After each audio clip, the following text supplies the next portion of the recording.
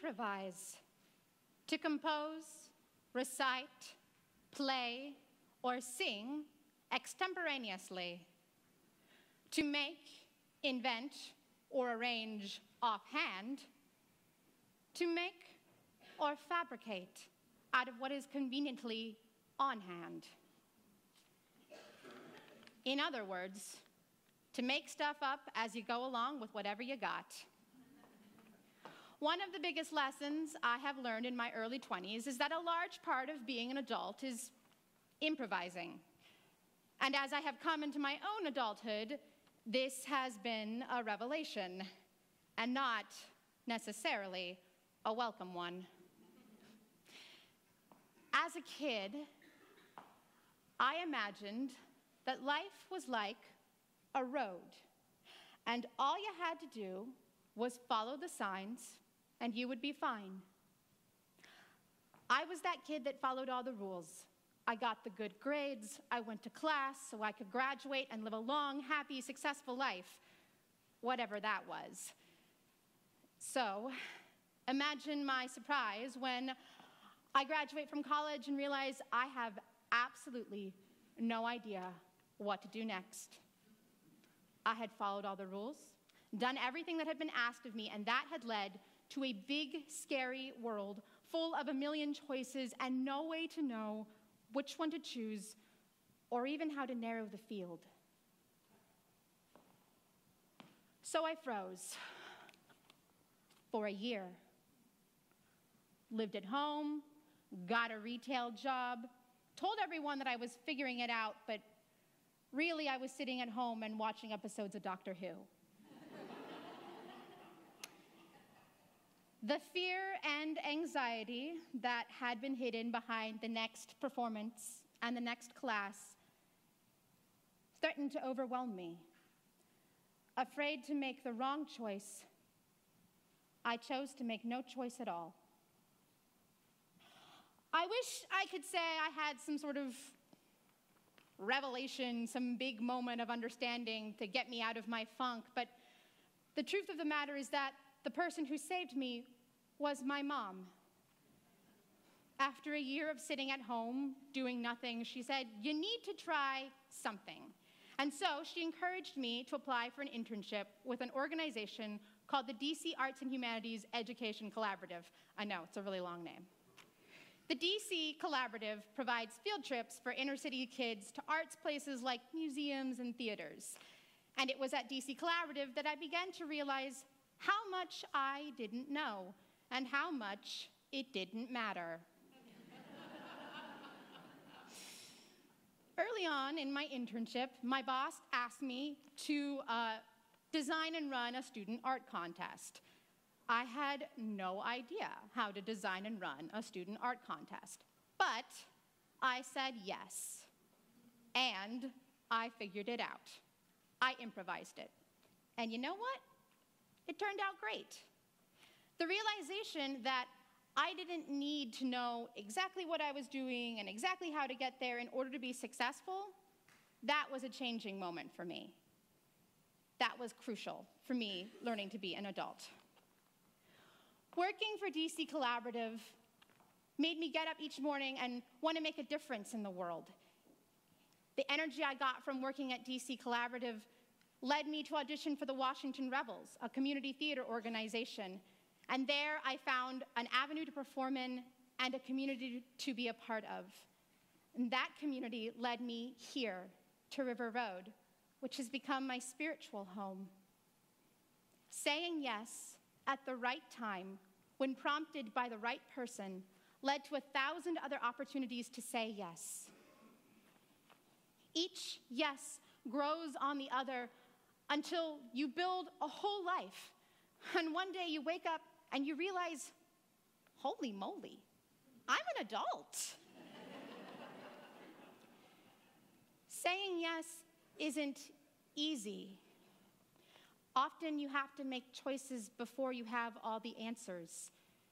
Saying yes is taking a leap of faith, trusting that the universe will catch you.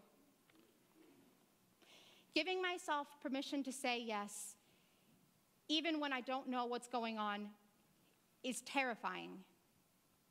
But it's also liberating. It is the first step on a road that I don't know the end of, that's going to twist and turn in ways I can't imagine. But I can either stand on the path unmoving, or I can go forward. I still have a lot to learn about being an adult, and about saying yes. And I know there are a lot of choices and side paths I've missed because I didn't have the courage. But each day gives you a new chance to say yes. All I have to do is have the courage to say it. Sometimes, neither a yes nor an and comes. Sometimes there's a no, and sometimes there's silence. When I was 25 years old,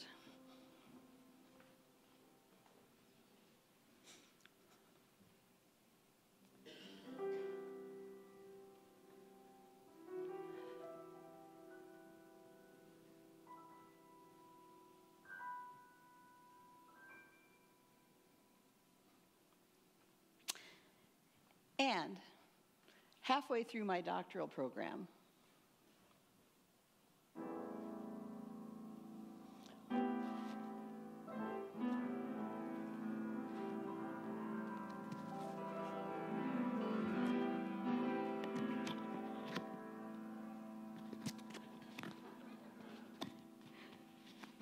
and, oh yes, in my 9th month of pregnancy.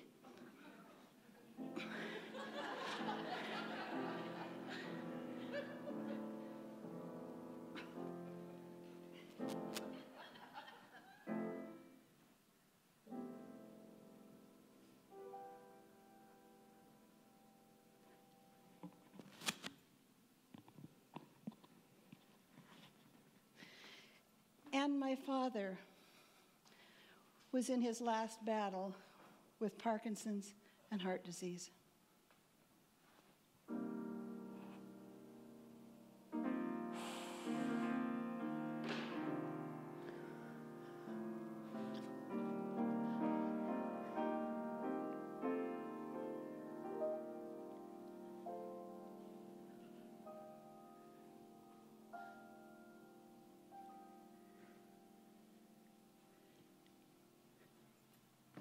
Which was, in fact, the reason I decided to have a baby.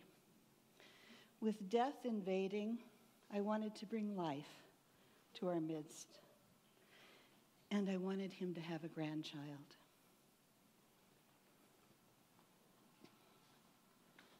My husband came to me with words that would stop my world. He was in love with another woman, and he couldn't love us both. Thud. I did try to fight for my marriage, but it's hard to fight with such a simple proclamation. He no longer loved me. And those words and searing humiliation sank in deep. Apparently, I wasn't good enough. But other things kept moving. Our daughter was born. My father died 2 months later by defying my mother's pleas, walking out into a raging Iowa blizzard to check on a downed power line. I looked up at the sky the night after the funeral and knew that my Methodism was gone. No, there was no loving God up there, and my dad wasn't up there either. Sometime not long after, in another blinding snowstorm, I sat looking out the picture window at a telephone pole. In my memory, it was silent, just snow blowing sideways, partly obliterating my view and piling up against one side of the pole. And a question came up within me. Did I want to continue to live? Life as I knew it, having been shattered. I sat in silence, staring at the pole, and somehow I knew I had to give time to that question, not push it away, not fear it, but wait for a real answer to form. I don't recall how long it took, whether it was the same day or not, but when the answer came, it was of a picture. My baby girl, who I loved more than I thought possible for a human to love, had eyes shaped like almonds, and they reminded me of the eyes of baby sea otters. The picture was of her clinging to my back and me swimming through rough, dark ocean waves. The answer was yes. I choose to go on, carrying her, and that's going to be enough. I don't know how I knew back then that I needed to sit in that stillness, in that desolate telephone pole void, but I do know that it was terribly important that I did. I had to know from some unshakable place how to orient myself. Though never again as anguished or lonely, this experience, stopping, listening into silence, and not thinking, absence of thought seems critical. This is something I have come to rely on. Waiting, senses turned inward, for the next step to form. Back then, the next move was to grieve while swimming. Grace came. My wonderful, loving mentor encouraged me not to drop out of graduate school, that it would be the only continuity I'd have for a while. I spiraled through grief for my father again and again. I finished school, entered a career. My daughter held on, then swam beside me, and then around me, and then let go into her own life.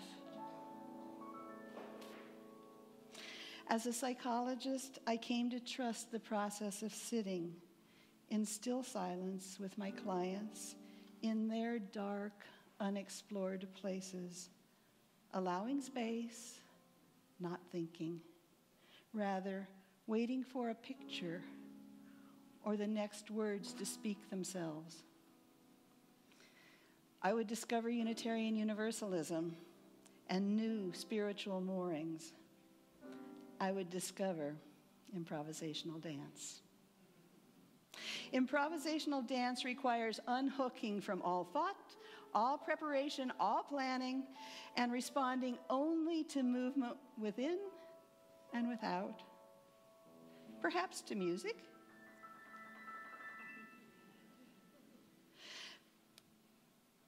Oh, and the amazing visceral joy that comes from doing that. Improvisational dance begins with an impulse.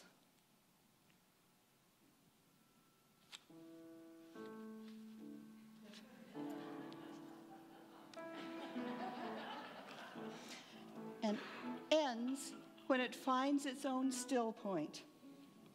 All life is movement, I found. Everything moves. Music is movement. In so-called stillness, there's movement. A rock moves and changes. Ignore the changes, deny the changes, and you simply aren't living. But when your best plans don't work or collapse, when changes come that you have not chosen, you may need to stop and wait. Sit with the silence and be really, really honest with yourself to discover and not impose the next authentic step. It's the only way to be in life, and it surely is the only way to love.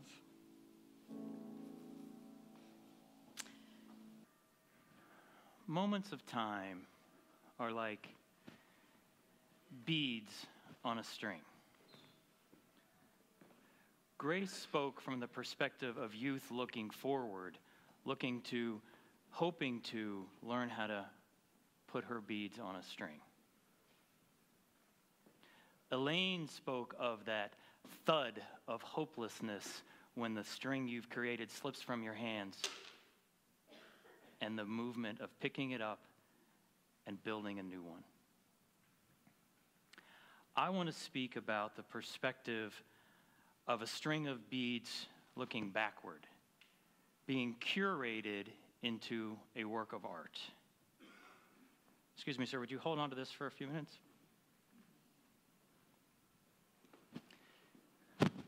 The year is 1940. 3 boys in northwestern Louisiana are enjoying summer after their second year at college at LSU. Though they cling to that feeling of youth and possibility, the reality of post-Depression Louisiana starts to take hold. And one night, one of them says, "Why don't we go to California? I hear somebody named Lockheed Martin is looking for people to build airplanes for the war effort." "Yes," says the second, "and," says the third, "we should quit our jobs right away." That third, the protagonist of this story, my father, informs his supervisor the next morning at the bank where he worked of the nights packed from the night before and submits his resignation for the next Friday. In the light of the next few days, one by one, the other friends drop out, including the one with the car. The next week, the bank supervisor asks him if he was still going to California.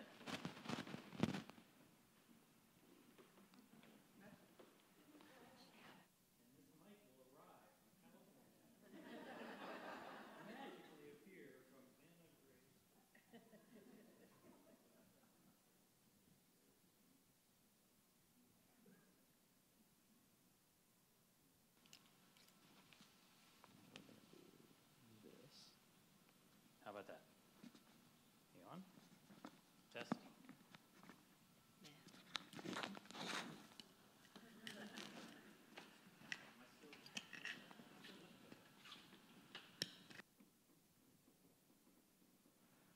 Meanwhile, back at our story.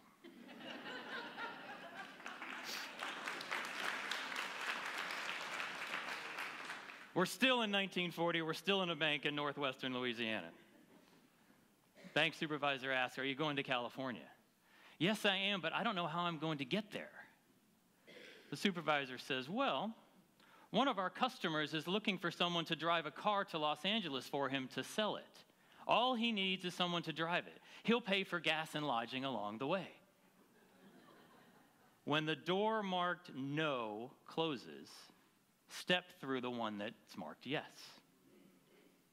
A few days later, Dad is on the road headed west. Not more than an hour out, he comes across 2 young boys hitchhiking. "Where are you boys headed?" "West. Where are you headed?" "I'm going to Los Angeles." "Is that west?" "Well, yes, it is." And in they climbed. Along the way, he picked up other hitchhikers, and luckily, they were old enough to help drive. 3 days and several adventures later, they slipped into downtown Los Angeles in the dark stillness of 2 a.m. on a Friday morning. He dropped the car off the next day, and the owner paid him with a personal check. The owner's bank was down the street, and while waiting there to cash the check, the bank manager became intrigued by his adventure. "Look, instead of trying to get hired at Lockheed Martin, why don't you work here? We're looking for someone, and since you worked at a bank in Louisiana, you'd be perfect." My dad said yes, and he had a job starting on Monday. With the weekend to kill and never having seen the ocean before, he decided he would head to Santa Monica and check out the boardwalk and the waves and, knowing him, probably the girls. And he found himself early in the morning with not very many people there on the boardwalk, and he found himself soon in a conversation with another guy about his own age who was moving from downtown Los Angeles to Santa Monica to work for Lockheed Martin. He had just left the boarding house that morning, and he said if my dad hurried, the room was probably still available. So after a quick shower at the YMCA, 3 hours later, my dad also had a place to live. A year passes. After Pearl Harbor is attacked, he goes to enlist in the Navy. The recruiters suggest, after seeing his 2 years of college on his form, that instead of joining as an enlisted man, he go back to college and join as an officer. That was an easy yes and that takes him back to Louisiana, to New Orleans, and Tulane University. Through a series of similar serendipities, he ends up graduating with classes from LSU, Tulane, and Harvard. He spends the rest of the war uneventfully in Adak, Alaska, before being sent back to New Orleans. And when the war ended, there were literally tons of excess war material that needed to be disposed of. And Dad became the front man in New Orleans for the War Assets Administration, which was basically a cross between The Price is Right and eBay. His job was to cruise the Big Easy, making deals, selling excess blankets, food, airplane parts, Jeeps, you name it. Now, even though the war was over, the USO was still in high gear, and one day he said yes to checking out an afternoon tea in the Blue Room of the Roosevelt Hotel. There, he met a local New Orleanian woman who thought he loved to dance. He was attracted by her spirit of adventure and because she had her own car, a fur coat, and her appendix was already out. You know where I get it. 2 months later, he proposed, and yes, she accepted. Now, the war was over, so this wasn't some foxhole proposal from somebody going overseas thinking they may never come back. Sometimes you just know. And there isn't a need for a long pause between the yes and the and. 4 months later, they were married, and they stayed married for 65 years. Now, this may seem strange, but a career to thrive in the military is really a career of improv and yes and. Every few years, the Navy would say, it's time to move here and do this, or move there and do that. And that Navy life taught he and my mom, and eventually my siblings and me, to say yes and to the next great adventure that eventually led to 30 years of military service. He retired from the Navy not too far from here in 1972, and saying yes and to a job offer from a friend, we moved to Jacksonville, Florida, to start our civilian life. Just before Christmas in 2011, he said yes and when my mom asked him to take her to the emergency room complaining of gastrointestinal issues. As a result of surgical complications, she was admitted to the intensive care unit on December 23rd. As yes would have it, we had that entire ward to ourselves and shared Christmas with her there, complete with presents and a homemade Christmas dinner. And as we all spent time with her every day in her room, and as we slept with her in the room in a cot, and as unbeknownst to him, I watched my dad slip the wedding ring off her finger in the dark stillness of 2 a.m. on her last Friday morning. And as her husband of 65 years and all her children and grandchildren gathered around her bed and sang her on to her next great adventure. This past summer, at age 95, he said yes and for a bucket list cruise to Alaska with all of his children and grandchildren. In fact, his yes and was quite emphatic when we asked him if he thought it might be too much for him. Are you out of your mind? Of course I'm going. And we had a great time. 2 weeks after returning from Alaska, Hurricane Irma threatened Jacksonville. He said yes to my sister when she suggested he should fly up here to D.C. to ride out the storm. And 3 hours later, he was in his first Uber ride to the airport, packed, ready to go, on a one-way ticket up here, not knowing when or if he would return. And this fall, after 23 years of continual volunteering twice a week at the old folks' home, he said yes to the still small voice inside him and decided he'd done enough there, and it was time to let someone else have the joy of serving the elderly. And he said yes, and when I asked him to fly here again today to experience this service with us. Dad, I suspect you've never thought of yourself as much of a spiritual person, but you are. And my hope for you is that you can see, as we can, how you have continually said yes and to wherever God led you. Could I have those back, please, for a minute? I think you've had them long enough. It's time for me to pass them on. My hope for me, for Grace and Elaine, for all of us really, is that we can see, as you did, the doors marked yes, and walk through them with hope on this great adventure called life. Thank you.